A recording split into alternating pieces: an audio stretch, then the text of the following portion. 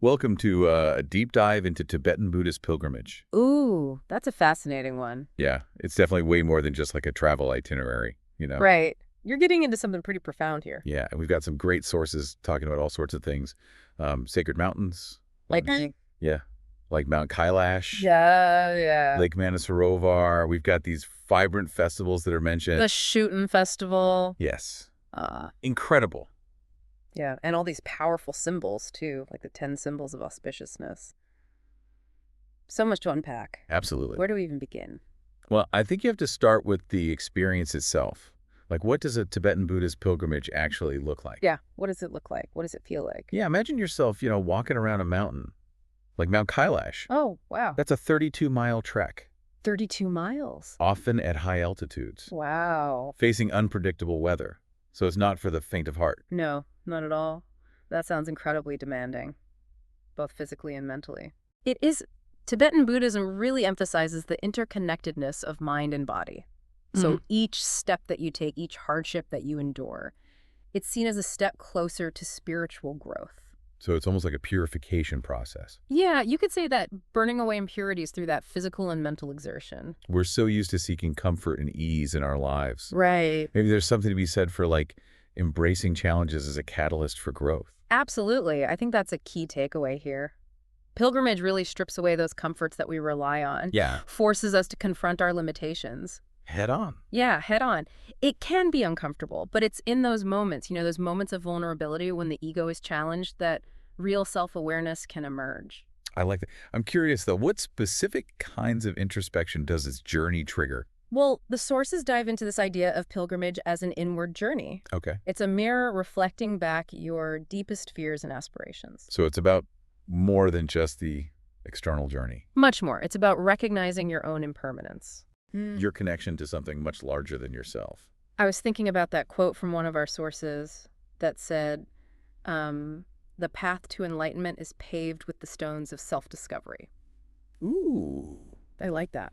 Yeah, pretty powerful stuff. It is. But it's not a solo mission, is it? No, it's not. Because our sources also highlight the sense of community that emerges among pilgrims. Yeah, shared hardship.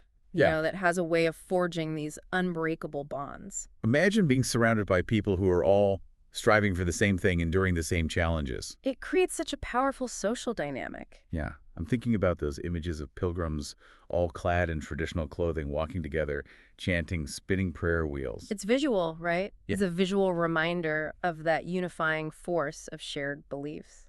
I love that, those shared rituals and traditions. I mean, these must be crucial for fostering that sense of belonging. Absolutely. It makes you feel like you're part of something much larger than yourself. Yeah, and that social support system. I mean, it's got to be essential, especially when things get tough. Especially when things get tough. Yeah, so we've talked about the personal journey inward and the community that forms outward. Right. But what about the places themselves? The place. These pilgrimage sites, I mean, they seem to hold incredible power and meaning. They do. They really do. These locations become imbued with so many layers of symbolic significance. Give me an example. Okay, well, think about Mount Kailash. Okay. It's revered as the most sacred mountain in several religions. Wow. Its peak pierces the sky, representing that aspiration to reach enlightenment. And then you have Lake Manasarovar, Yeah. believed to cleanse you of sins with its pristine waters reflecting the purity of the soul. These descriptions are so evocative. It's easy to see how these places would inspire such awe and a sense of deep connection. Absolutely. But it's not just about the natural beauty, is it? No, it's not. Our source mentions the symbolism in every element of Tibetan Buddhism. That's right. Everything has a deeper meaning. Like what? Well, for example, the practice of Kora. Yeah, the circumambulation of sacred sites. Okay. It embodies the cyclical nature of life, death, and rebirth. Each step is a prayer, a meditation in motion. It's incredible. Yeah. Every action, every element of the landscape seems to have this deeper significance. Yeah. You mentioned earlier the practice of prostration during Kora. Yeah. What is the significance of that? Well, prostration is an act of humility. Yeah. It's about surrendering to something greater than yourself. With each prostration, you are physically embodying devotion. acknowledging the sacredness of the ground you're walking on Wow. and the journey that you've undertaken. It's a powerful way of connecting to the sacred. It really is. Like every step in this pilgrimage is a step towards a deeper understanding of oneself and one's place in the universe. It is. It's a continuous process of physical and mental exertion. Yeah. Stripping away ego, embracing humility. And through that. Through that, pilgrims experience a profound transformation. So we've established that Tibetan Buddhist pilgrimage is this powerful blend of physical challenge, mental fortitude, social connection, and profound symbolism. It's quite a combination. It is. It's clearly much more than just a journey to a faraway land. Right?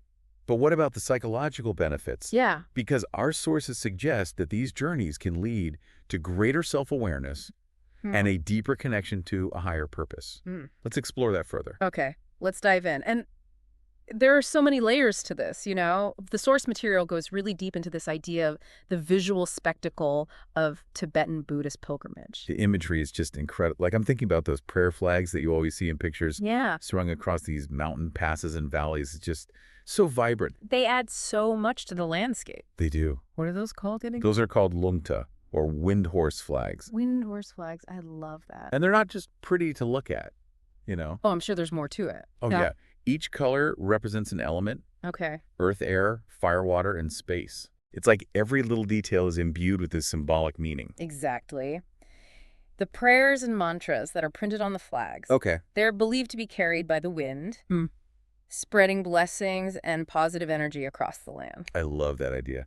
Every time the wind catches those flags, it's like a prayer being sent out into the world. That's a beautiful way to put it. It's incredible, this deep sense of meaning. It permeates everything. Yeah. And it makes me think about the 8 auspicious symbols Oh, yes, those are great. that the Source mentions. Can you remind me what those are again? So each of these symbols embodies a specific concept, like the parasol. Yeah. It symbolizes protection from suffering. Okay.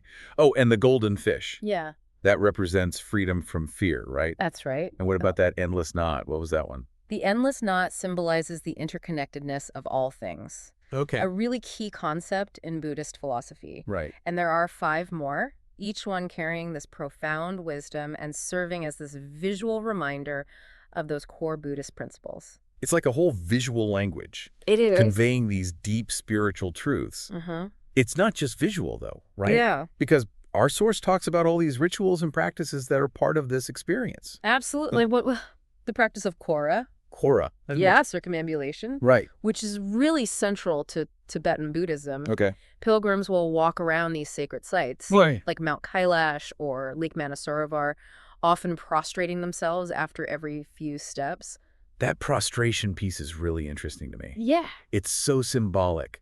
You know, this physical act of humility is tied to spiritual growth. Exactly. It's about surrendering the ego, recognizing something larger than yourself. Yeah. And with each prostration, you're physically and symbolically embodying that path to enlightenment. It's incredible how everything ties back to this idea of transformation, Yeah. of pushing yourself both physically and mentally to reach a higher level of understanding. Right. And it's not just about individual transformation, remember. Pilgrimage also strengthens those social bonds and reinforces that shared sense of identity. Right. It's not a solo journey. No. And our source mentions the Shoten Festival as a great example. The yogurt festival. Yes. I remember reading about that. Yeah. They talked about these communal picnics and theatrical performances. It sounds amazing. It's an incredible occasion. It combines these religious teachings with this vibrant expression of Tibetan culture. And people come from all over for this. People from all walks of life come together to celebrate, to share stories, and to reaffirm that connection to their community and their faith. I bet these festivals are so important They are. They're vital. for maintaining that social fabric, especially in a region where communities are often isolated. Absolutely. They provide this essential opportunity for people to come together, Yeah. to share experiences, to strengthen those bonds of community and faith. So it's a powerful reminder of that unifying force of shared beliefs and traditions. Mm. So we've got these incredible journeys, these ancient rituals, these vibrant festivals, and these layers upon layers of symbolism. It's pretty overwhelming, isn't it? It is. It's awe-inspiring. Yeah. But for those of us, sitting here thousands of miles away from the Himalayas, Right. what does it all mean? That's the question, isn't it? It is. What can we take away from all of this? Well, I think the beauty of exploring something like Tibetan Buddhist pilgrimage Yeah. is that it inspires us to think about our own metaphorical journeys. So even if we never physically make it to Mount Kailash, Yeah. we can still learn from this. Exactly. What are the mountains that we're facing in our own lives? What internal obstacles are we struggling to overcome?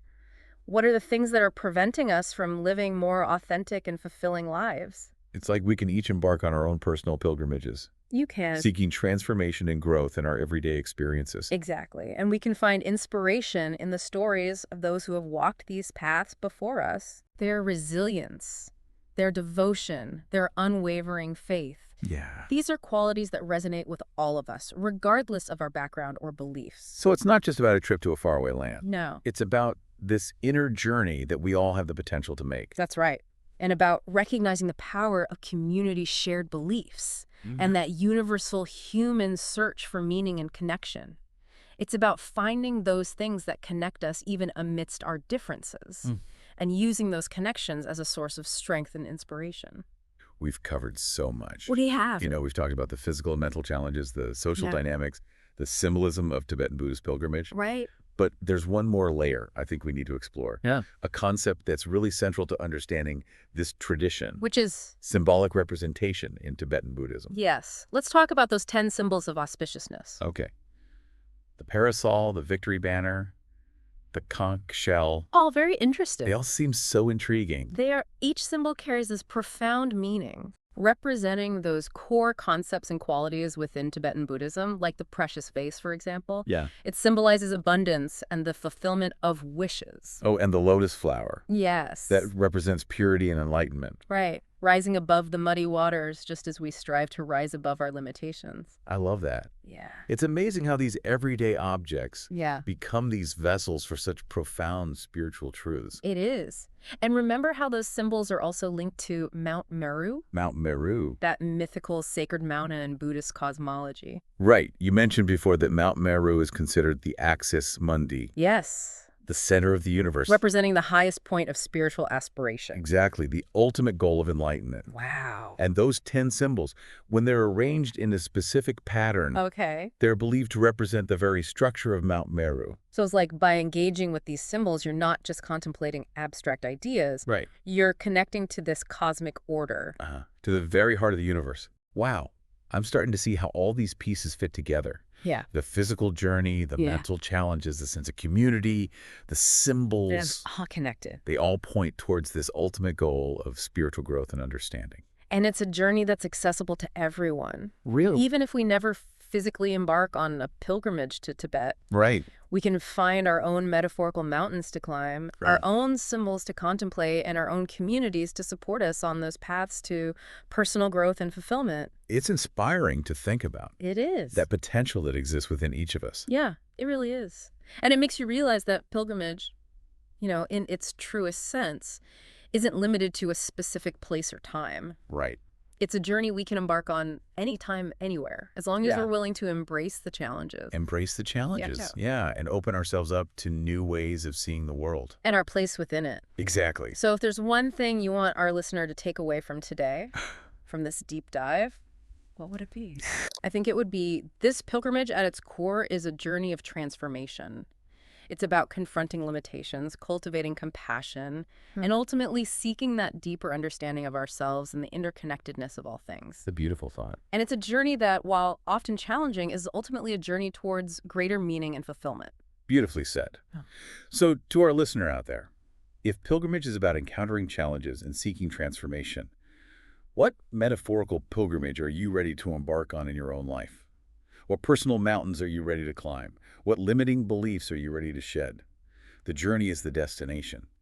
Keep exploring the world both within and around you and keep diving deep.